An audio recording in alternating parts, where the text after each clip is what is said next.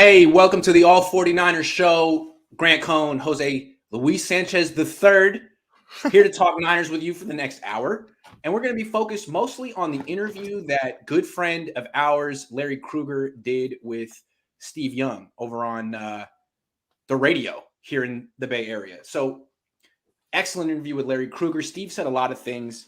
And, you know, when a lot of national people talk about, like former players talk about Lance, I kind of scoff at it. Not with Steve Young. Steve Young is one of the smartest analysts in the league. He played the position. He was with the 49ers. He knows Trey Lance. He's invested. So we're going to go point by point with what he said and give our reaction. First thing, Steve Young says Trey Lance is almost too earnest. This was the first thing he talked about. And he talked about it with Matt Mayoko. Did you catch this? He was saying, like, basically, you know, he wants to do the job. He's very detail-oriented. He's very smart, but he's a perfectionist. And that can be a bad thing if you're too much of a perfectionist. And he pointed to Carson Wentz and Mitchell Trubisky. There's another player that I thought of, but I'm going to get to that in a minute. What did you think of this observation from Steve Young? Yeah, I thought I was kind of perfect on his point. I mean, it's kind of a little hard to kind of draw that conclusion considering we only saw him play for 2 games. And one of those games, it wasn't really like the offense that was going to be catered to him. But I totally see what he gets about, you know, young quarterbacks not being too much a perfectionist, because you can't have immediately like force a play to go just because your coach called it. You know, you got to, you know, like they say, take what the defense is giving you. You know, too much is like he wants everything to go right. Like, I got to make this, you know, I got to scramble here and there. I got to chuck it deep or do something to get like the perfect play. When in reality, it's like, no, dude, you just gotta play the offense. You know, take your time. You know, one play at a time. You're not gonna get everything in one play. You know, there will be those times, but you know, he just can't be too much like everything has to go 1,000% right. So you know, maybe take your time with it. Be okay. Don't put too much pressure on yourself, because the moment you start doing that, you're gonna start thinking. And of all things you're gonna do in sports, especially quarterback, you gotta remove that thinking element. You gotta be playing speed, and being on instincts. Okay, so what I thought was so interesting is this: is that Steve Young's talking about his personality. He's talking about Trey Lance's personality, his demeanor, and this is something that Steve's gotten to know because he spends all this time with him and talks to him. And it's an interesting thing to say about someone who's like trying to impress Steve. Like he's almost too, you know, like Yeah. Steve was saying, like basically, like when I was that age, like I wouldn't give a damn. You know, I'd be more of. I mean, basically, what he's describing is the opposite of Jimmy. Jimmy Garoppolo doesn't really act like he cares. He throws an interception, he shrugs it off, he's smiling on the sidelines. Nothing gets to him. And I think maybe that's a bit of an asset for Jimmy, although I think it's too much the way he really doesn't care. The way what he's describing to me is Alex Smith, the perfectionist. He's really smart. He processes, but the wide receiver wasn't quite open enough, right? Oh, you're protecting the football. So he didn't pull the trigger. Guy was open, didn't pull the trigger. We saw that with Alex Smith for a long time. Alex Smith was a very successful quarterback, but not a Hall of Famer. And he wasn't Steve Young. So all the thing he's talking about with Trey, it feels like Alex Smith 2.0. Now, Trey is bigger than Alex Smith was, stronger than Alex Smith was, faster than Alex Smith was. But I think there's a lot of carryover here. And Alex Smith really struggled with the pressure of it all early in his career, to show that he was the right pick, to show that he was worthy of following in the line of Joe and Steve. And you know what I'm saying? I feel like Steve is looking at Trey like Alex Smith 2.0. Especially since he's seen it all. I mean, he's always been in there around that facility. It's not like he's Joe, where Joe just pops in once in a blue moon. Steve's been there. Steve had his fingerprints there. That's why he told Trey when they had that conversation some months back about, like, he even said it on the radio, like, I've been here in your steps, whatever, you know, the 10 steps you're looking at, the footprints, like I laid them. So whatever you're going through would not be shocking to me, other than maybe like the social media element. But ultimately, I literally know what you're going through. You know, it's a lot of pressure. And if anything, I know more because I had to supersede Joe freaking Montana, which might equate to it because he was a top pick traded for. But still, it's like the situations aren't like that comparable. So that way, at least Steve can actually level with him and actually give him that knowledge. So that way, Trey Lance can receive it too. Yeah. It's an interesting parallel that he makes between Lance and Trubisky and Wentz. Like, Wentz had to prove that he was worthy of replacing Foles after Foles won a Super Bowl. That was hard.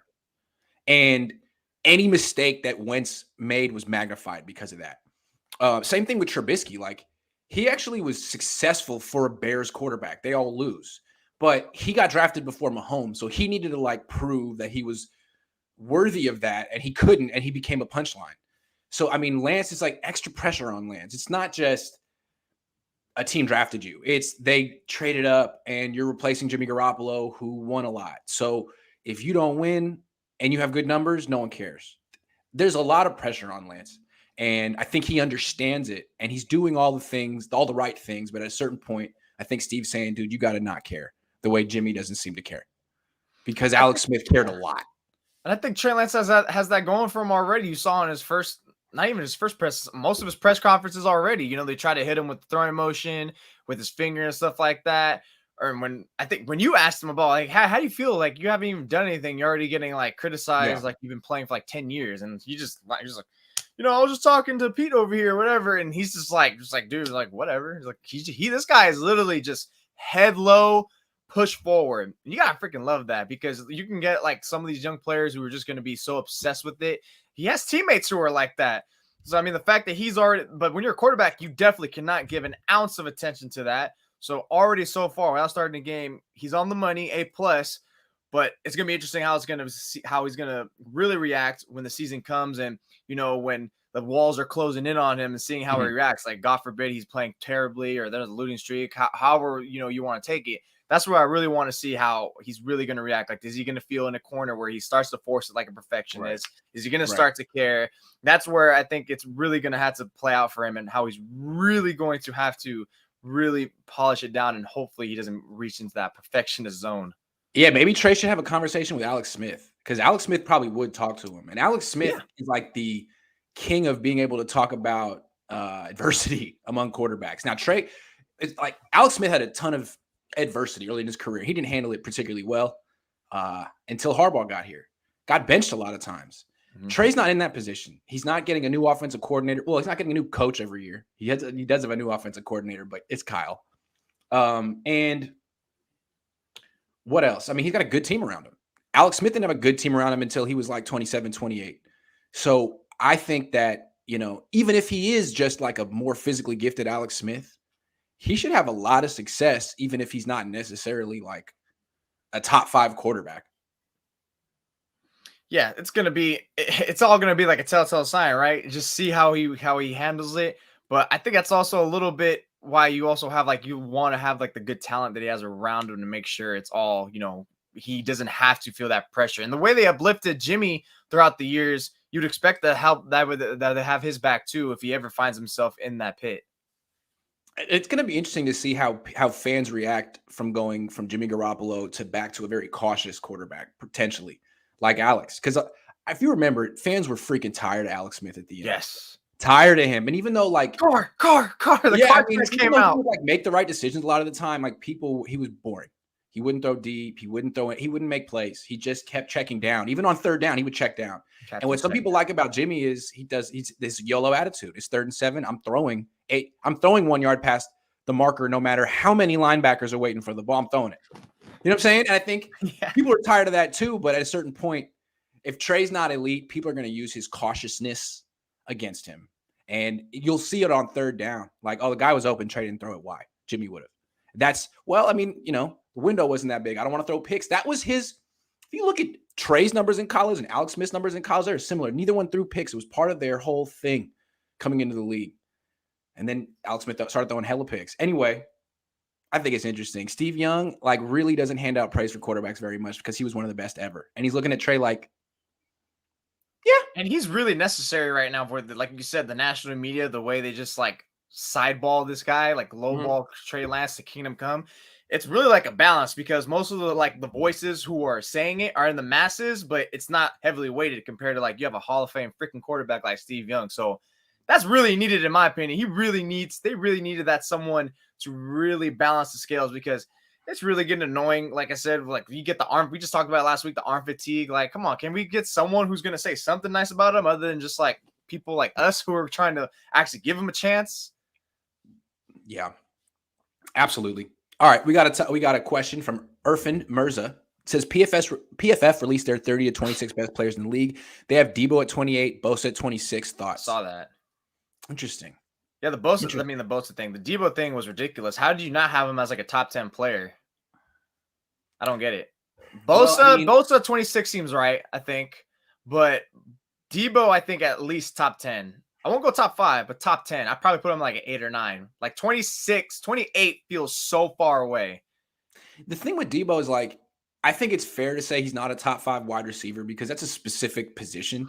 Yes. But if you take position out of it and just say skill position players, athletes at skill positions, he might be the most athletic skill position player in football. Like, is Jamar Chase more athletic than Deebo? I mean, Jamar Chase can't play running back. DK Metcalf can't play running back. I mean, Deebo's like a top 10 player at 2 positions. I don't think so. I don't know. I mean, I feel like Deebo has an argument to be higher. Although, look, with both of these guys, if you're judging it just on their career and not just last season, they have a little bit to prove still. Yeah. I mean, they've had injuries. They're pretty young. I mean, maybe it seems like both of their stock is climbing. They could be top 10 guys in a year or two. Yeah, if this was career, I like the rankings, but based off last year, you got to put Deebo higher. I mean, how can you not think of like top 10 best players who were just like balling out and beasting and not think of Deebo Samuel? Bosa's fine where he's at right there, career and last season. Last season, Deebo higher. Career, maybe Deebo right there is where he's at. I think that feels fine to me. I have no qualms about that. To me, I feel like, I mean, if you're doing like how good are they right now, not taking into account resume, that's like a Madden rating. That's like a Madden rating. He'd be higher because I think he's in the 80s in Madden. I get people pissed off in Madden ratings again. How is he an 89, but Christian McCaffrey's a 90? Dude, they don't pay attention. Yeah, that was kind of stupid. Like, as someone who's a Christian McCaffrey fan, I've been drafting him top pick last 2 years. Like, he's pissed me off. It's like, you can't put him top 5 over Jonathan Taylor too. What are we doing? I don't know. There's a bunch of nerds that don't pay attention to the game. They only pay attention to FIFA. As someone who plays FIFA all the time and not Madden anymore, like, they only pay attention to that. And even that's a little bit janky. A little bit janky. Matthew Sanders says 3rd and long defense blitzes. Trey sheds the hot blitzer, boots out, looks downfield, finds a receiver, and hits for 20 yards. Jimmy has never done that. Because he can't. Certainly. But what about when it's 3rd and long and the defense just plays zone? And, Trey has to hit the guy on time past the, like, can you do it? Probably. But that was a problem with Alex Smith. Alex Smith there would be open windows and he wouldn't pull the trigger. At least earlier in his career. I mean, really his whole career. He was very, very cautious. But to me, like, not turning the ball over is probably more important and conducive to winning than those 1 or 2 extra 3rd downs you're going to get a game. Because in trying to get those 3rd downs, you're going to throw a pick. And then they're not going to trust you to throw the ball. So I don't know. That's going to be test number 1. I think Alex Smith is better than Jimmy Garoppolo. Peak Alex. Yeah, that's about to be test number 1 for him last week. We hit that one about talking about what he really going to have to see in terms of the offense. And yeah, it's definitely going to be about Kyle. If Kyle likes the way he's throwing, then he's going to trust him more. And if he starts, fails with a couple of passes, then we're not going to see him do that too much anymore. Yeah. Okay. More from this Steve Young interview with Larry Krueger. Steve said Lance and Garoppolo can coexist for another year. And he said basically like, look, I mean, they did it last year. Trey doesn't have a toxic personality. Jimmy doesn't have a toxic personality. Joe and Steve did it for like 6 years. And he said, frankly, it brought out the best in me. I think it brought out the best in Joe. The drama really wasn't that dramatic, and it brought out the best in both of them. He clearly said, look, I mean, it's a tough situation for Trey one way or another. If Jimmy's on the team, if he's not on the team, if he comes out and he's not winning, it's going to be bad for Trey. So, I mean, he felt like, it can be done. And Jed said it too, right? Like they did it with Joe and Steve. I kind of disagree with Steve, but the fact that all these people that are very close to Jed saying it can be done makes me think it will be done. Right. I see. I had 2 things with this. One, I always remain steadfast that it can work. It's just going to be a risk in terms of division and just more awkwardness. So while I think I feel fairly confident that the locker room will be okay, even if Lance starts messing up. Because basically what Young was saying is like, hey, what does it matter about Jimmy? If Trey's the one who's playing poorly and being a cause for losses, then he's already going to have pressure on to him. And Jimmy thinks is just going to add another layer. But ultimately, that core of him playing poorly, that's the one that's really going to hit him. So I think ultimately, the existing is it can work. I think that locker room is built and strong enough to work. But the second part is what Steve talks about, Joe, my time, and same thing with York that I have a problem with is these aren't apples to apples comparisons. I mean, one guy, you're supplanting a dude who was already proven for years and was elite. And it's not like Steve was like a top, the second overall pick, the third overall pick, whatever that Trey was, and you traded for, most in franchise history. This is different. You got one guy who hasn't really who's on the redshirt year, 1 year, and everyone's just backing Jimmy like crazy, and it's just gonna add like a layer of awkwardness. I think that can occur. I think they're okay with it; they can work, but it's almost like, okay, you just do realize you're gonna open up potential outcome of division or awkwardness that could, surmise from this. I mean, Joe was never Steve's backup when Joe was healthy. That too, yes. I believe like Joe was Steve's backup for a while, but Joe was hurt. I mean, maybe he was healthy for a couple of games at the end of a season and could have come back, but he never was like spending long stretches of the year just holding a clipboard being like, I can play, I can go. And that's essentially what the Niners are flirting with the idea of this year, as having Jimmy just be a backup. Hey, man, gave you a lot of money. We're going to give you more money this year, 27. Don't complain. Just be a back. And maybe he won't. But I feel like a lot of players on the team might be like, hey, man, this is messed up. This is messed up. I mean, sure, he's getting money, but you're not letting him play. You could cut him. He could go be a starter somewhere for less money, and you won't let him do that. I think a lot of maybe players would object, and it might, undo some of the tightness in the locker room that the 49ers feel like makes them who they are, that they feel like it's such an asset. I don't know. Be curious. And plus, I think, look, since I don't know, you said he hasn't talked to Brian Greasy, it's going to be another month till he comes back, whatever, so forth. It's like, you think he's suddenly just going to step in and be okay to be the backup?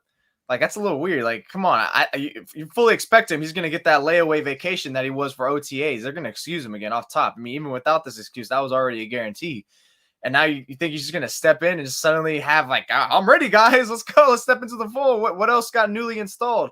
Look, I think ultimately the only way that this starts to be extremely awkward is if, God forbid, Trey gets hurt, misses a little bit of time, and Jimmy is on the roster and you play Jimmy, that's when it's going to start. That's when I really think the division is going to step in, and especially if they win a game, just the first game, like say they're like 2-4, whatever, 3-3, and Trey's not playing well, and then, Trey misses 2 games on a 2-game winning streak, and now, all right, Trey's healthy, and it's like, well, now what do you do? What do you do? You have the reverse of Colin Kaepernick, Alex Smith here. It's just something you just can't have. And then the only thing I can see, I don't understand why freaking Jimmy would want to stay on the team, is other than like, hey, it's a payday.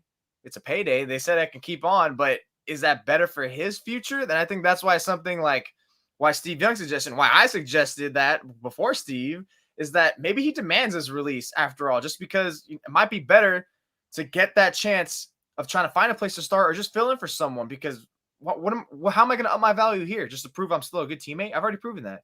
The Niners don't have to honor that, though. Nope. They really don't. They could cut him. What they could do is, hold on. Is that one of the topics we were going to say?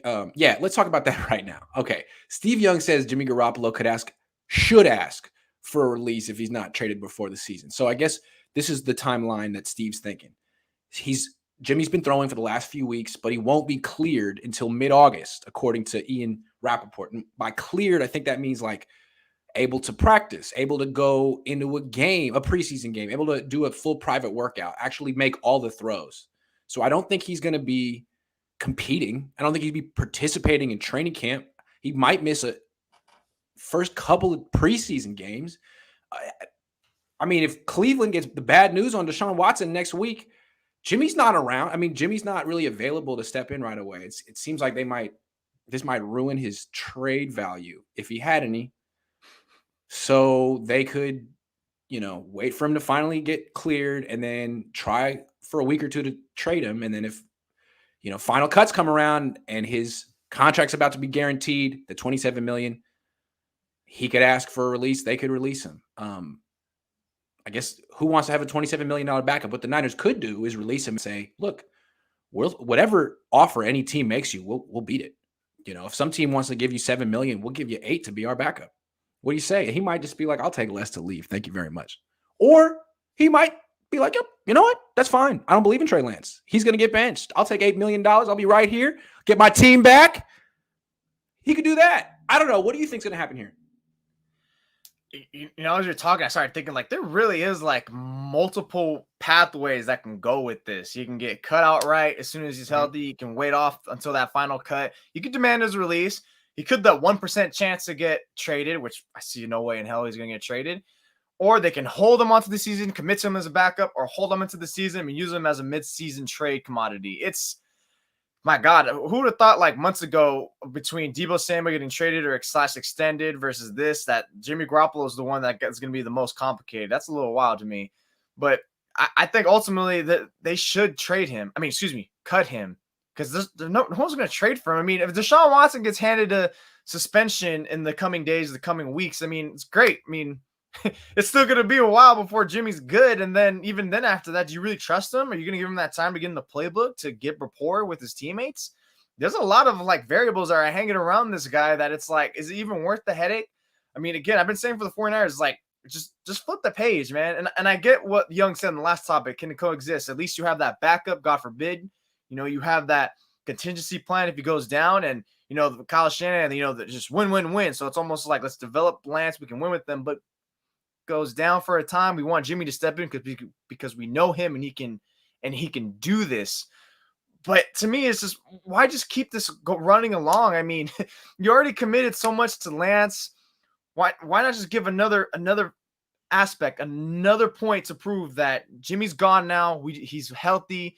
Let's just end it. Let's just stop messing around and just let him give a chance. Look like you're doing him a favor and you're doing Lance a favor and the team a favor by avoiding all this awkwardness. Because if they were pissed off last year in training camp with all the questions about who's your starter, who's this and that, what's it going to be like this year if you guys keep him throughout the year? As soon as Trey has that multi-interception game, it's going to be a field day for someone like you and Kyle. It's true. But here's the problem the Niners have put themselves in. If they get rid of Jimmy Garoppolo, they don't really have a backup quarterback. Miss me with the Nate Sudfeld stuff. He's never started a game. There's no way the Niners can feel like, hey, if Trey goes down, we can win a game or two with Nate Sudfeld. No, you can't say that at all. I mean, the one time he came in relief, his coach got fired like the next day. So, they don't have a backup quarterback. And they need him because their quarterbacks get hurt no matter who they are. Trey got hurt. Jimmy got hurt. They all get hurt. They don't really value pass protection on this team. I don't know. So, I mean, they could justify it that way. They should have had Tyrod Taylor, Andy Dalton. It should have been someone else. Didn't need to be Jimmy Garoppolo at $27 million, but they bungled it. And so if they're going to go this far with it, at least, and you can get a third-round comp pick by holding on to him and having him be your backup, I mean, it just seems like they'll probably go with that unless some team is like, actually, we'll trade you a mid-third for Jimmy. But, like, when is that going to happen? No. It's not. It's not. Because, again, that team would also have to, like, create cap space too. So I still think this dude is going to be on the team. I don't know if he'll be active on game day. I mean, I still think they're going to hold on to the fantasy of trading him but I don't know. I'm baffled. So the Niners are going to pay for that $27 million of Jimmy, whatever the hell his salary is, for the third-round pick. About not even essentially a fourth-round pick because that's the end of the round. So that's essentially a top fourth-round pick. So pay that salary just to get that. Steve's thinking like he would ask. Steve is thinking to himself, I would ask for a release in the situation. I want to play. I'm not going to be Trey Lance's back. I want to play and up his value because you can't put value behind him. If Steve Young asked for a release on September 1, I mean, every team in the league, is Steve Young at 30, every team in the league would want him. He'd be the number one quarterback out. I mean, it's different. Like Jimmy Garoppolo, if he asked for his release, I mean, it's Jimmy Garoppolo. Okay. He's been hurt. He didn't throw all off season. He doesn't know your playbook. It's Jimmy Garoppolo. Like, how many teams are going to be like, oh yeah, let's bring him in. Let's bring him in here right now. No training camp, no OTAs, and he'll start week 1. Like maybe for Steve, not for Jimmy. I just feel like the way Jimmy's offseason went, teams are going to be like, man, I just don't think there's a starting job for him out there this year. Not with the offseason he's had. Maybe next year. Maybe he starts on the bench and gets a job, but I don't think there's a starting job waiting for him, man. I don't even think in Seattle. I'm sorry.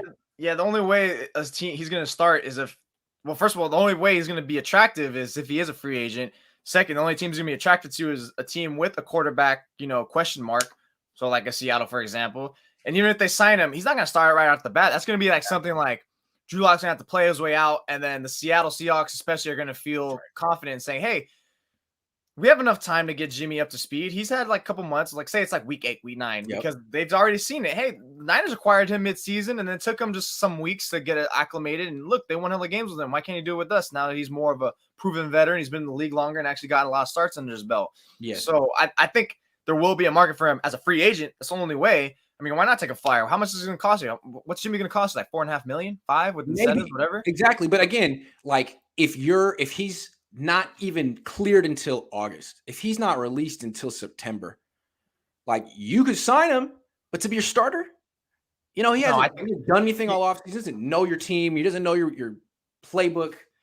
I don't know. It seems like he's going to be a backup this year, which is maybe why Dan Sileo was talking about him backing up Tom Brady. Maybe the real market for Jimmy is the backup market. A team that's like, he could be our backup for a year, but get him in the facility, get him in the playbook, and maybe we could actually extend him if things go well. Kind of like what the Saints did with Jameis Winston. You know what I mean? Let's rehab him. Let's bring him in, put him on the bench. Maybe that's his fate for this year. I think it's what at least Jameis actually played for them. Are you gonna have this guy who's just in that shelf? Oh, that's why I think whoever wasn't Jameis Drew Brees' backup for a minute. I think he was. I thought wasn't that Teddy B? I think they brought in. I don't remember. I think that was James. You're right. Jameis was for 1 year. And he came in, and then he got hurt, and now it's this year where he's got re-signed. Okay, yeah, he definitely spent a year on the bench to like rehab. He threw 30 picks in a season. I think everyone was like, okay, you can't be a starter anymore. And so I think he's had a year. Let me check real quick. I don't want to put this on the internet and be wrong, but I'm pretty sure. No, he had 30. He had 30 picks. He was the first 30 and 30 quarterback. Yeah, ever. He was like the Jose Canseco of okay, yeah. So he went 33 and 30 in 2019 and in 2020. He went to New Orleans and didn't start. That was Drew Brees' last year. And then last year he was 5-2. So maybe Jimmy could do something like that, man. Like, you can't throw deep anymore. You're sort of seeing ghosts out there. Just stay on the bench for a year, rehab, don't get hurt. And then maybe you could replace Tom Brady in a year in Tampa and be on a good team or something like that. I don't know. Yeah, I just don't think he'd be willing for that. He just would probably just wait for a market to find someone who has a quarterback question mark. Like, I'll even go as far as the Giants, whoever the hell, and sign in free agency. And then if that quarterback plays himself out of like, seriously, like this guy looks bad, we're losing. And then, all right, now let's just start Jimmy because he's been in our facility for a month. Like, assuming he gets signed, like, I don't know, sometime like early September, you probably get started like in mid to late October, early November, and really get some starts under him. That's the only way I could see it playing out in terms of him going on another team and actually starting. Because other than that, barring an injury, which I'm not even going to assume, quarterback's going to get like that. I don't even want to think like that, but that's really the only likelihood I see that he's going to get some type of starting because he's not really worth anything right now. He's overvalued. I think he needs to think about the future. This season, I don't think is going to be his season. I think he's going to be on the bench. He needs to think about where he wants to position himself for the future if he has a future. And I think in his fantasy, his number one wish would be that job in New Orleans opens up. That he could go play with Kamara and Michael Thomas and be Drew Brees. I know he thinks he's Drew Brees. Go show the world that he can be Drew Brees 2.0, even though he's really not. I think he would love that job. And so, Jameis has another chance to show that he can do it. We'll see what he does. But yeah, I think Jimmy probably is already looking towards 2023. I think that's the slant God wide receiver and Michael Thomas. So it's perfect for him. See, Flav donates $9.99 to say, what has Trey done to make people think he's good? Don't get it. Guys' numbers in JV college league weren't even that good. Wish I could get paid after not having done anything. It's baffling. I don't think it's necessarily that people think that he's good. I mean, it's just, first of all, I think it's also a counterbalance that I know personally I like to act out is because people want to put so much hate on him. And, I hopped on Vegas radio last week, and the thing is like, oh, that's kind of a lot of praise from you, Jose, considering he's an unknown. He's like, yeah, he's improving. Like, no duh, he hasn't started a game. Like, the same way you want to critique him is the same way that I can still try to prop him up, and just things I've seen from my limited time in practice, from your observations and everyone else's observations. So to me, it's just let's address some of his points. Let's address some of his points. He says that Trey Lance's numbers in college weren't even that good. He threw 30 touchdown passes and 1 pick in college. He completed 65% of his throws. That's pretty good. He averaged 9.3 yards per attempt throwing. He averaged 6.9 yards per rush. He scored 18 rushing touchdowns. I do think his numbers were off the charts. Now, it's true it was North Dakota State, but his numbers were off the charts. They were better than Carson Wentz's, who went to the same school. And then in the pros, like Trey Lance, he didn't play that much last year, but take away the completion percentage. He had a lot of drops in that first start. Like, just in terms of yards per attempt, pretty much identical with Jimmy last year. Quarterback rating, pretty much identical with Jimmy last year. Yards per completion. I mean, Lance had him beat by 2 full yards per completion. So I think given the 49ers made the investment, they have to take the leap of faith. They have a little evidence that shows that he can probably run the offense as good, if not better, than Jimmy. So it's time to find out exactly how good he can be. I don't know if he's going to be elite, but I do think he's better than Jimmy's, and that's the only reason. That's the only consideration you need. Does he give the Niners the best chance to win? I think yes, and I think we saw it in Houston. I don't think Jimmy would have played as well in that game as Lance did. There's a stat out there that also kind of sees a sneak peek of how the 49ers offense is going to operate differently with Lance's arm. I think it's maybe it's pass yards attempt or air yards per attempt, where it's like he literally just poo-poos on Jimmy's number like 8 yards, and it's something that a Niners quarterback hasn't seen in like a long time, right? I think it's like I put it in one of my articles. I don't remember, but the point is like you already see the difference is going to be when he's in there. Yeah. The Meg says Jimmy Garoppolo to be extended for 10 years. He's never leaving. He's going to be a coach. They should give him a lifetime contract, yeah. He's a winner, great teammate. Great teammate. The great teammate position. Flav again says Trey had no interceptions in college. Dude only had 28 TD passes. Jimmy threw for like 450 yards and 4 TDs a game in the JV league. Trey hasn't led one game-winning drive since high school again. What has he done? Game-winning drive is so overrated. Let's look at Jimmy Garoppolo's stats. Hold on. Jimmy Garoppolo college stats. This guy. Hard to find since he played like forever ago. Let's see. Stats. I'm on his EIU Panthers page, and it's not. It seems like a website built 30 years ago. Nope, that's not going to work. Okay, let's try NCAA. This college PFR, I think they have something like that. Okay, here we go.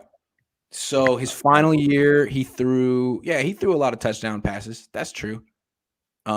He completed actually a low completion percentage. He had 58% first year, 62, then 61, then 66. He basically had one good year at the end. He threw for 3,800 yards his junior year. He threw for 2,600 yards his sophomore year. He had a big senior year where he threw for 5,000 yards and 53 touchdowns, kind of like what Derek Carr did at Fresno State. But he was a senior. I mean, Trey Lance did that when he was 19, and then there was a pandemic. So it's hard. He's a tough evaluation because he came out during the pandemic. Yes, he is. Very tough. It was tough, but I don't know. I've seen him play more than you. I can say with confidence that he's better than Jimmy Garbaggio. So we'll see. We'll see. All right, more. Steve Young says that Trey Lance's delivery is a work in progress. This was interesting because he sort of defined delivery as like just the way your arm moves when you throw it, not necessarily where the ball goes, not necessarily accuracy, just the whole mechanics of the throwing motion. Yeah. And he said that Jimmy Garoppolo has an A+ delivery, which is like, what? Really? Because he has a quick release that makes it A+. I mean, it's efficient and economical, but he gets nothing on his throws. His footwork is terrible. He's not his ball placement isn't good. But he throws it quick. Okay, so he said that Trey Lance's delivery is a work in progress. And he says he has no question that Trey Lance can process what's on the field. There's a question with that with Jimmy. Decision-making, processing, who knows? But once it's time to deliver the ball to the right place, it's a work in progress. What do you think of that? Yeah, it kind of also made me think about how Lance and Shannon has been dumbing down his throwing motion. And that was kind of like a big take from last year and even now. And it's like, what do you guys mean? It kind of looks like a little bit of a difference at least, unless like I need glasses all of a sudden. But I think the way he says that is because it's not quick enough. And he sees the way it's just like, this guy's just like catapulting it. It looks like he's about to do a shot put. Maybe that's the way he's thinking because it was like a loopy release initially. And he did throw with him recently in that little meetup he had a couple months ago. So I think that's ultimately what he means, like that delivery, just like getting it out there quick enough. And because that's something that everyone just loves to hype up Jimmy Garoppolo about. It's like, look how quick he throws it across the middle. It's amazing. But I kind of felt like almost he was talking about like touch in a sense, because some of the deep throws, as much as he hit them, like Seattle, the Houston touchdown, but both touchdowns to Deebo, it was hanging in there a little bit. So I kind of thought a bit more like touch also with his throwing motion. That was like kind of like hand in hand. Like the way his throwing motion is, the way he leads up to it with his technique, maybe he needs a little bit more on it because he hyped up his processing. Like the guy knows where to go with the ball and how to time it and stuff like that. But what about the way he's throwing it, that his mechanics that leads to the better touch? Because you can't be throwing it almost like a semi punt, where the receiver has to, hold up his stride a little bit. You want to, like, as deep as it is, just hit him so that way you can just take off. So that's kind of the way I thought he was taking off a little bit with his throwing motion, is because that pretty much is my only like thought about that that Trey really needs to improve himself on. So that's kind of how I thought Steve Young was kind of taking it. I think it's a fair thing to say. I mean, what did Trey Lance work on all offseason? His delivery, his throwing motion. It's the only time you do it. Yeah, I mean, it's fair. I think it's actually, everyone has something they need to work on. I mean, every year. Yeah. Steve was talking about Mahomes. He's like, he's a terrible game manager. Like, he really needs to learn how to, like, do the boring parts of the game. With Trey, it's his delivery, and I describe it as funky. Jimmy's is pretty, I guess you could say. It's quick. It looks correct. It's pretty. Trey's is not. Trey's is funky. That being said, like, that's okay. I guess Steve's looking at it like, is he going to be me? Is he going to be Hall of Fame MVP? And from Steve's perspective, I don't know about that. Like, Steve I think he completed 70% of his passes in college. Like, he didn't have this issue. He had a pretty delivery. He was accurate, and he was athletic. So, yeah, maybe Trey Lance will never be Steve Young, but I remember a quarterback when I was a kid who had a funkier delivery. I mean, in fact, the ball came out different every single time. But he went to a ton of Pro Bowls, won a lot of games, was a very, very good quarterback, not a Hall of Famer. Donovan McNabb. I mean, Donovan McNabb had a powerful arm, and he was athletic, and he won a lot of games with that combination. I mean, there were a lot of seasons where he was under 60% completions, but he's a winning quarterback. I mean, he was much better than Jimmy Garoppolo ever was, Donovan McNabb. So, I mean, Donovan McNabb wasn't as good as Steve Young, but if the choice is young Donovan McNabb or middle-aged Jimmy G, I mean, come on. So, yeah, I mean, it doesn't mean that he'll be worth like $50 million a year, or he'll ultimately be what they thought they were getting. But if he's Donovan McNabb, I mean, Andy Reid made that work for a long time, 10 years. So, yeah, I think you're right. I think it's, again, like, this is still circling back to, there's a rawness to Trey. And, like, literally, like we just said, like, his college really is kind of hard to really assess it and come to any conclusions with. And that's kind of like the mystery in the draw. And it's also the same reason why he gets all that hate, right? It's because what's there to see? We didn't get that final year. And it's literally all everyone can just circle back to. And it's like, look, the rawness is going to happen. Like, there's a little bit of patience here you got to have. And that's where you hope the talent around him is going to help mold that. That's where you hope Kyle Shanahan, who's paid the big bucks for a reason, is going to help mold this kid into becoming a great player. And like you said it right now, like, Donovan McNabb didn't have that as polished, but look, he was still fine. And so even if this is a drawback for Lance, the point is, as long as he's doing all the other things, that's great. Just check the boxes. And if you have, like, throwing motion, sure, you can work that over time. I mean, like Kyle Shanahan said the other month, like, every quarterback is working on something different, and throwing motion is one thing you're always trying to critique yourself on. And it's going to be something to work. It's not going to get, a complete 180 in 1 year, but it's something that you're going to hopefully see that he improves on throughout the year. It's why he's raw in the first place. He's still molding. And that was the thing with McNabb. I always kind of questioned his work habits. I mean, he always kind of had a belly, you know what I mean? He never really, his mechanics weren't great. I mean, Trey Lance had a belly. Like, Trey Lance spent all offseason working on his mechanics. So he might be like Donovan McNabb now, but he might be able to transcend and be better than Donovan McNabb. I mean, McNabb wasn't particularly accurate. He didn't have that much. He didn't last that long. He was very good in his 20s. He was very good. If you don't remember Donovan McNabb, what you do, watch, you're watching the show, go, when we're done, watch his highlights, what he did. That's a lot of the kind of stuff that Trey Lance can do just making a guy miss in the pocket, rolling out to the left, rolling back out to the right, and then just throwing a gun, like an absolute seed down the field. It's the kind of stuff he was doing 20 years ago. Anyway, Steve Young has high standards. I respect it. We got another one from Flav who's just put down $30. I appreciate it. He says Trey has only thrown for over 250 yards in one game in his life in JV League. Not saying he won't be good in 5 years. Just saying there's no reason to think he's better than Jimmy now. So how many yards you throw for in a game determines how good you're going to be or are. I mean, I appreciate you keep sticking with me here, but dude, I'm saying it. Trey's better. Kyle's saying it. Trey's better. That's why Trey's the starting quarterback on this team. That's why I traded up for him. You know, if Jimmy wants to prove him wrong, then he, you know, can go be a backup somewhere. Jimmy's not even a starter in the league anymore. So he can prove him, you know, maybe he'll have the last laugh in this one. But right now, the entire league is siding with the Niners on this one. Like, yeah, you know, Trey's a starter. Jimmy's the backup. Sorry. This reminds me of all like the arguments when the 49ers immediately traded up for Trey Lance, and you had people like us and other people like, start Trey Lance. And it's like, why? Jimmy's a proven winner. It's like, hey, don't look at us. We're not the one who traded up for Trey Lance. The 49ers literally said, we don't think Jimmy Garoppolo's the future. We'd rather go take our chances on a raw product in Trey Lance. So if that doesn't tell you what you need to do, even more than what we're saying, then I'm sorry. I think you might be a little bit closing your eyes on this one, because the reason why they want to go with Trey is because they don't care about that 250 yards, because Shanahan's proven that he can fabricate that with Nick Mullins and CJ Beathard. Right. And if we really want to break it down, then look at the air yards. How many you have? You mean to tell me that Trey can't do what he did in the Bears game? Just throw it to the line of scrimmage to Deebo Samuel, and Deebo takes it almost for a score. I mean, how many plays is this guy actually doing that's like that? And the fact Trey, at least you're gonna have that aspect. Sorry, the fact that the Niners traded what they traded for a guy from what he's calling a JV league that only played 1 year in it just shows how bad Jimmy Garoppolo is. How desperate they were to replace him.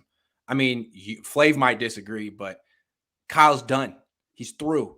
That's why he made such a big trade to go up and get Trey Lance, or to get a quarterback. Didn't want to play him right away, but it's over for Jimmy Garoppolo. If he were better, they never would have had to make such a huge move for a guy who only played 1 year in college football. And again, with the Niners, the bar is real low because Jimmy's terrible.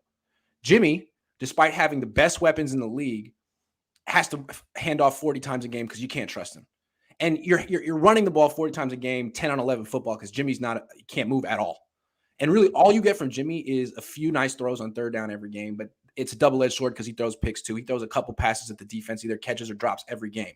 So Trey, he's now gives you 11 on 11 football. Boom, that helps. Your run first team, your running game improved. And now if he can just not throw as many picks, if he can just be an actual game manager who can move, he's already better than Jimmy Garoppolo right there. You understand, Flav? The bar is like an earthworm. The earthworm is the bar that Trey Lance has to clear here. And I think he proved that he can. I mean, again, look at the stats last year. They're exactly the same between Jimmy and Trey. Not completion percentage, but yards per attempt, yards completion, passer rating. That was 21-year-old Trey with a broken finger doing pretty much what the same end result as Jimmy. But Flav might know better than Kyle in this case. We'll see. Sorry, Flav. I appreciate you, but I get spirited in these debates, and you bring out the spirit. All right, last thing that Steve Young said. He discussed Trey Lance's leadership in general. He was asked, like, what does Trey need to do to be a great leader? And, well, he said essentially win. But he said more. What else did he say, Jose? Yeah, he said that, win, and then the typical, well, you just be a grinder. That way your team notices it, which everyone's noticed it already. That's like always been the number one thing they've been saying even since last year. So, boom, great. Right? You have the work that you're not looking for credit, but the team sees it. So, boom, number one, win the game. That's going to be the last result. And the other parts he's talking about handling himself in the low points, like the negatives. How are you going to react when it comes to, you're the reason why you lost the game, or you just lost the game, or you had a poor performance. How you handle yourself weekly in the practices, post-game press conference, weekly press conferences. That's pretty much how he's going to handle himself and how they're going to look and make sure he's not someone who owns it, not someone who just pawns, like he said, he literally said pawns it off on someone else, or just said like, kind of like Jimmy did. Oh, we just didn't execute. Like, no, Jimmy, you didn't execute that throw. If you didn't throw that pick in the Tennessee game, multiple picks, if you hit Kyle Juszczyk, just one of them, you win the game, So at least it's like that. If Lance is not doing something like that, just kind of like wears it, just wears it like armor, takes it like nothing, then he'll be smooth. Well, what killed me is that Steve said that Jimmy Garoppolo does a great job of owning it when he makes mistakes. And I was like, what are you talking about? When Jimmy Garoppolo makes a mistake and he's questioned about it after a game, he starts speaking French. All of a sudden, it's we didn't do this. We didn't execute. Nah, man. You had Kyle Juszczyk wide open up the right sideline. You threw it out of bounds. What happened? No, man, you threw your 11th interception to a linebacker. What happened? Oh, we didn't execute. See, to me, when he says we didn't execute, you're kind of implying maybe the guy ran the wrong route. Maybe he I'm not going to say it specifically. It's a team sport, but maybe the other guy. That's the way I always looked at it. So I don't know. It seems to me that Trey already does a much better job. He doesn't speak French. No French coming out of Trey Lance's mouth. He's quick to be like, I could have played better. I should have played better. I think he has kind of done something like that already, hasn't he? I think in an actual like he did it after I was there when he lost Arizona first time. I mean, he was crushed and he came out and took it all on himself. And that wasn't even offense for him. I mean, that felt like an offense that Shanahan was just whipped up something together in the kitchen cabin and just said, screw it, man. We're just going to run this thing. I'll run you some handful of times. You're going to have to figure it out, buddy. I mean, I remember there's been times where Kyle Shanahan's even like undertones and even directly at times has like cited like, I don't know why we didn't throw it or something like that. Like, I don't know what Jimmy didn't do, where he's done something like that. So he's taking more ownership for Jimmy than Jimmy has for himself. Jimmy just always goes like, literally, like, I don't know about us. Like, we couldn't do it. We just failed. You can while smiling. Isaiah Gill says, Grant, will you be at training camp? Yes. And what I'm going to miss is the daily interception from Jimmy Garoppolo and then the daily the daily press conference after where he's asked about it and he was like, oh, I was just working on some things. It's like the smile after the interception is my favorite. All right. Maybe he was auditioning for Subway this whole time. We just didn't know about it. It's a long-term place. All right. Enough Steve Young and Jimmy Garoppolo and Trey. Deebo Samuel is the king of Instagram. And yesterday he went on Instagram with his trainer, whose eyes were going like 8 different directions. I'm sorry. But the trainer said that Deebo's about to get paid. Or we're about to get paid. We're about to get paid first. And he says, actually, no, Deebo's about to get paid. I think he said that at first. We're about to get paid. Only call it once, but. Love that. So what do you think of Deebo's trainer breaking news? It's kind of, doesn't it like when his brother said something about a trade, like on Instagram, like back in March or some BS, whatever he was talking about. But honestly, I don't think I needed the trainer to really say anything. I kind of figured that there was going to be an extension around this time because the 49ers have done that for last 2 years, and it's about to be 3 years in a row. This is right around the timeline where I figure in the next 2 weeks, we're going to hear something about Deebo Samuel has just been extended. He gets $110 million, 63 of 5 point, whatever is guaranteed, 3-year extension. I'm fully expecting that in the next 14 days. And when that happens, I can only imagine what's going to happen when Deebo finally goes up to the press conference. All the questions, I guarantee you everything's going to get shut down. Like, we're not going to talk about that. We're not going to talk about that. We're not going to talk about that. I already know what's going to happen. There's going to be 0 answers for any of you guys who ask some questions. I just think it's super funny how Deebo Samuel went from being the Niners are lowballing me, the Niners are taking too long, the Niners are screwing me around, they don't understand my worth, I want out, I want to trade, to I'm in minicamp, I'm back at SFO, I'm about to sign a contract, I'm so excited to see what the Niners offer me. Like, what happened the last 3 months where he went from contract. I'm too good for this, the Niners are disrespecting me, to I am so happy to be here and take what they're giving me. I mean, that's hilarious to me. I think he really overestimated his value in the league. He thought he was like going to be a 97 on Madden. He thought teams were going to be making trades like offers for the Niners left and right at the draft. They got 2 low ball offers at the draft. He was ranked the 9th best wide receiver by players, execs, and coaches, and he was given an 89 by Madden. I mean, damn. There's all your leverage, man. Like, the whole world of people that at least powerful said, not this year. So I think maybe he's like, all right, man, I'll just take what the Niners give me. 49ers about to go to the negotiation table and be like, look here, Deebo, you had an 89 on Madden. That's not really like the best wide receiver. I think we just figured out what your value is. No, but I think with Deebo, it's the way the lowballing, the way the contract, I mean, the trade offers came in is exactly why I said he shouldn't be a top 5 paid wide receiver, the likes of Adams and Hills, because he hasn't done it for his whole career. It's only been 1 year. Also, 2020 was being able to play running back doesn't necessarily make you a more valuable wide receiver. Doesn't necessarily make you like a more expensive wide receiver, because we all know the deal with running backs. They get hurt. They're a dime a dozen. They actually might even take away from your value if people think you're not going to last as long.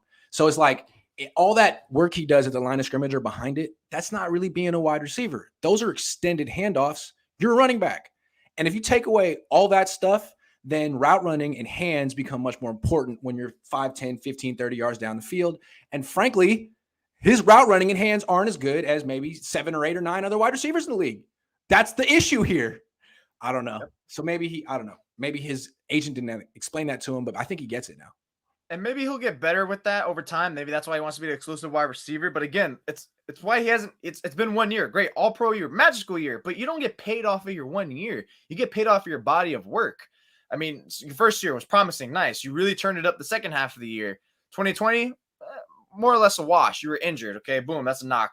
And then last year, boom, you had a great year. This guy was like 3 different storylines in his career so far through his 3 early seasons. So that's why when all this first trade news came back, back in March, and I remember we even went live during it, I think this payment is going to look more like the top end running back and one of the top wide receivers. That's why I thought he was going to get like 55 million guaranteed, because the Niners are going to say, look, here's your middle point. Here's top end running back, and here's one of the top wide receivers. We'll meet you in the middle. That makes sense. You do both great.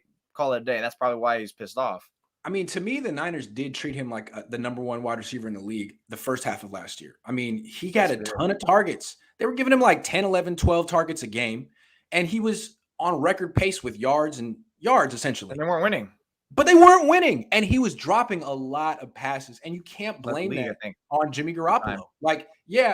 Jimmy Garoppolo limits the ways you can use Deebo. He's not going to get the ball deep, but still, you drop the ball, man. And a big reason that they had to start using him as a running back is less targets, less opportunities to drop the ball. So that's on him, and that's going to take away from his value. I think he gets it. If he can, that's like, if you want to bet on yourself, don't sign the 5-year extension right now. Or if you acknowledge that this is who you are, just take it. Because it's going to be a lot of money. It's still going to be a lot of money. I think that's pretty much where it kind of dumbs down to. Just it's really the only way I can just simplify it. It's like, look, one half of the season, elite wide receiver, but they were losing. You switch them to just giving handoffs on jet sweeps or just direct hands-offs in the backfield. All of a sudden, this guy was not even the limit. We just saw what his value was. And the fact that he wants to take a reduced role, how can you give him that much more money when you know his real impact was as a running back? I mean, to me, it's just that's where I thought the tuck and pull was really going to lay out to. Okay, Don Yee says, haha, when did Shan say Trey was better? Don Yee! He made the worst trade in franchise history because of injury concerns. Put his own back against the wall. If Jimmy's still on roster, he'll be starting by week 4. Man, see, what's funny is like people, they start the conversation like Flav. They'll be like, so how do you know Trey's good? You'll be like, well, I acknowledge there's not that much evidence, but there's these numbers, there's this game, there's these practices that I've been there. And they're like, that's not enough. And then as the conversation goes on, they're like, Trey's a bust. Worst trade in franchise history. Like, well, hold on. Didn't you just say that there's not enough evidence for me to say he's good, but now you're saying he's bad? Based on what? The fact that he averaged 14.7 yards per completion last year? I mean, that would have been number 1 in the league. What are you talking about? I don't see it that way. I mean, Kyle said, look, there's a reason we're trying to trade Jimmy. I mean, no one on this team is saying, actually, we want Jimmy to start this year. Everyone's saying Trey's really exciting. Now, they're also saying we think we can get something for Jimmy. Maybe they will, maybe they won't. The fact that no one wants Jimmy is not a good sign. I feel like teams would trade for Trey. I think teams would probably offer something for Trey right now. Mm-hmm. No one wants Jimmy. What does that say? But you like him, though, Flav. Or Don. Or whatever your name is. Or Don. What's Jimmy's brother's name? Jimmy has a brother's name. Paulie. Wait, they didn't make... I mean, I think we talked about this last year when we used to do roundtables. Did they just trade for Trey Lance based on injury concerns? And I said yes and no. It was part of the reason, but was it the main reason? No. It was like... It's like 1A, 1B, or 1 and 2, whatever you want to call it. But availability, yes, isn't a complete issue. You can't have your starting quarterback missing multiple games a year or even seasons the way this guy puts them up. Well, that's what's pretty much his only elite strength is missing games. That's unfortunate. Ooh. And the thing is, what is his performance is he's such a crutch that Shannon has to do all these moving parts to figure out a way. He really has to work clocking more overtime than these coaches are already doing, just so he can scheme guys open so Jimmy can get the open look. Because if that first read's not there, where is he going? He also said Jimmy's going to be starting by week 4. I mean, only if Trey's hurt. Because Jimmy started 2-4 last year and got to keep going. So I think the Niners would have to give Trey the same patience that Jimmy got last year, because Jimmy is a notorious slow starter. I will say, I think if they were hell-bent on keeping Jimmy and they really, really were thrived on winning, I don't think that'll work the same. I think if it started going bad, like 2-4, then they probably would make this. And Trey was playing bad, then they would make the switch sooner because they want to salvage the season. Well, depends why they're 2-4. If they're 2-4 and Trey's actually playing well, they wouldn't. Yeah, if he's playing well, but if he's playing bad and factoring into those losses, then I could actually entertain it. I don't think that's not something I would do. I would be criticizing, like, no, just keep riding the wheels with them. Let them learn. Let them go. It seems that the theme of this season is getting the young players, up to speed. I mean, it's not just Trey, but there's like 5 positions where the Niners are being like, oh, we're going to make a guy a starter who's proven nothing in the NFL. It's not just Trey. It's Aaron Banks. It's Jake Brendel. He's not young, but he's proven nothing. It's Talanoa. It's whoever the nickel is. Could be. I mean, there's 5 guys. And if the Niners have that attitude at quarterback, they're going to have it at strong safety too. So, I mean, if they're struggling early on, it could be because of the influx of 5 starters who've never done it before. Maybe it's going to take them a little bit of time. I think they're counting on that. Naturally, it does, right? Yeah. But hey, you're the head coach. You get paid the big bucks. Help him learn. Make it easier for him. You have all this talent. It's like Kyle's like, look, as long as we're going to make the leap of faith on Trey this year, why don't we do it at 5 different positions? If we're going to do it at quarterback, let's do it at strong safety, nickel. Why not? Anyway, Nathan says, Jimmy stands today. Jimmy will not be starting by week 4. Football season is upon us. Buy Jimmy 2 picks. Oh, he never goes away. He never actually goes away. He's like Michael Myers. Keith Murphy says, problem is you do get paid off 1 year. Ask Jimmy. That's true. If you're a quarterback. But that was different because they were desperate for a quarterback. So they already traded that second-round pick. Once you traded that second-round pick, you knew you were extending him. That was a bad contract.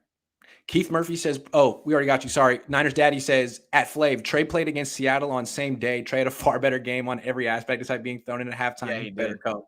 That's true. He better cope. I like that. Yeah, that was good. I'll put a comma there, but I feel what you were saying. Outplayed him against Seattle without practicing that week. I still remember that's one of the actual couple of games I actually was able to cover with you. And I remember seeing like, hey, look at Trey. Trey's coming out like he's about to come out and play. Remember that? I was like, I think he's about to come out and play. He's like, no, he's not. And he's like, and he's freaking throwing warm-ups, and it's like, whoa, it is actually happening. And it was like so much better. And that first half, Seattle was asking 49ers to beat them. They couldn't get a first down. Article. I showed you. They couldn't get a first down. Rewrite it. Yep. If I remember correctly, this was before Martellus Bennett went on the podcast and called Jimmy Garoppolo a bitch. And this was Jimmy's first injury of the year. He did something. And what did he hurt? I forget. Anyway, he got hurt in the first half, apparently. Didn't tell anyone at halftime. And as they're walking out to the second half, he informed the coaches he wouldn't be playing. Remember? So they didn't have any plan for Trey Lance. And I think that's kind of what people say about Jimmy. Like, he'll just shut himself down. Like, what do you mean? What? Now? You're shutting yourself down now. Because of what? Like, I don't know, man. A lot of quarterbacks would probably gut it out for the team. And he did after being called out by Martellus Bennett. He did it. But not in that game. And that was the last time where I think that's a big issue with Jimmy Garoppolo is he may just shut himself down. And he does. Yeah, I can already bet my bottom dollar that Kyle Shanahan was pissed off at that too, given that he is kind of an old school coach. School coaches, when you shut yourselves down and don't tell them out, they get pissed at you. They will hate you for a time. Kyle's old school, man. He's a lot like his dad. Yep. He's like his dad wearing Yeezys. It's like, don't be fooled by the Yeezys. He's still a 75-year-old man at heart. There might be one more, but there's not. That's the show. Tight hour, 58 minutes and 55. That was a good show. That was a good I liked it. Jose, good job. Well done. 10 out of 10. Don Yee is coming back next week. I kind of want to just give him one more chance to give me $10 because he's in for about 40, and I think he's doing a great. So, hey, Flav, I appreciate it, man. Hey, and you know what? I could end up being wrong. Maybe you're right. You're probably not right though. I'm always right, usually right. So, thanks for the $40. I'll spend it wisely. Jose, what are we doing the rest of the day? Chilling? Gotta work. We all got somewhere to be, don't we? We all got something to do, man. All right, well, make your day count, everyone. Thanks for watching. Thanks for not working the last hour. I really appreciate that. Take care.